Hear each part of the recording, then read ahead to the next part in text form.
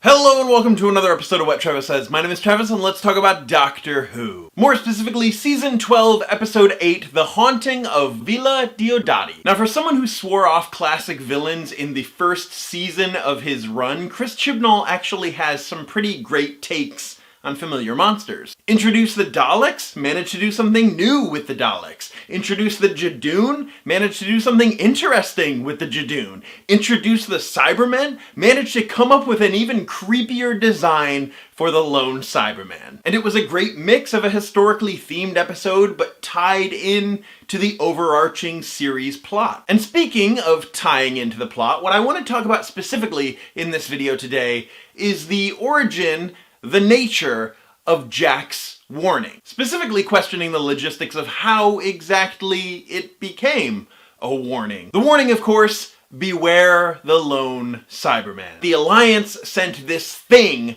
back through time, through space. And the lone Cybermen don't give it what it wants at all costs. Those were the keynotes of Jack's warning. Now, the Doctor is constantly placed in between no-win situations. It's one of the things that makes the show interesting. But this time, in this specific impossible choice, she had Jack's message echoing in her thoughts. The lone Cyberman don't give it what it wants at all costs. But you see, obviously the Doctor is not going to help a Cyberman, unless it's Bill Potts, or the Brigadier, or Danny Pink, maybe. Okay, so there are a few Cybermen that the Doctor might be convinced to help, but this Cyberman is not one that the Doctor would have wanted to help, even without Jack's warning. So even though Jack's warning was for the Doctor, it was really for the Doctor's companions, so that way the companions could be like, no, wait, Doc,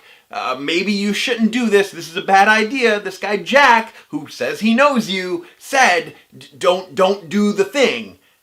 But you're gonna do the thing anyway, aren't you? The Doctor argues about Shelley's importance to history, and then there's that conversation about the new team structure. Ouch. And then the Doctor gives the lone Cyberman what it wants.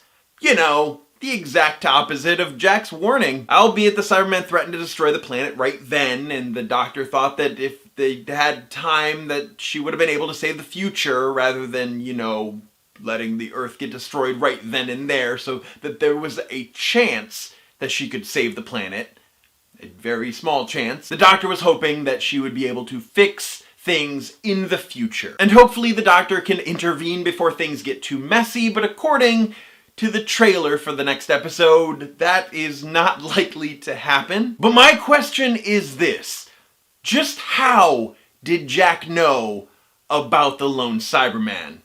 Like, really? As fans and YouTubers, many of us are prone to overthink aspects of some of our favorite things. Yeah, it could be chalked up to that it's a show about time travel, but an explanation like that is just boring. Because Jack knew about the lone Cyberman. Jack knew that the Cyberman Empire was in ruins. Jack knew that the Alliance, whoever they are, sent a thing back through space and time. And Jack knew that the Doctor was going to somehow interact with this lone Cyberman and possibly give it what it wants. Hence the warning. But it's odd that Jack knew that the Doctor was going to eventually meet up with the lone Cyberman.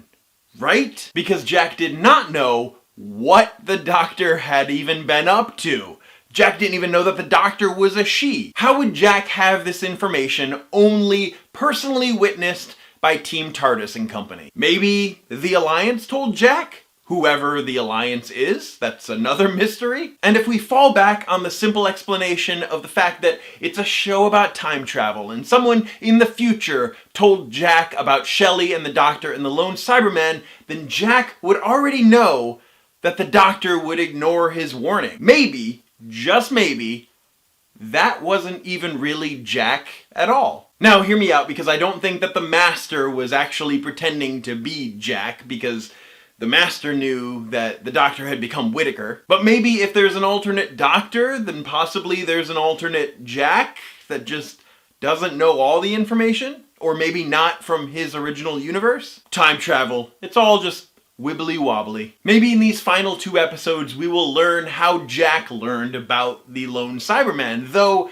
Chibnall has been very adamant that Jack is not returning, at least in this season. And that there are no concrete plans for Jack to meet 13, although his cameo in Fugitive of the Jadoon was a complete and utter surprise, so I wouldn't take everything that Chibnall is saying as complete fact. But in the comments down below, let me know, how do you think Jack knew about the Doctor interacting with the lone Cyberman? Do you think that he was giving the Doctor a warning in order to try to change the past? Or do you think he got this information from someone else? Someone possibly nefarious? Well, that's it for this episode of What Travis Says. As always, my name is Travis. Thank you for listening to what I have to say, and you will see me soon.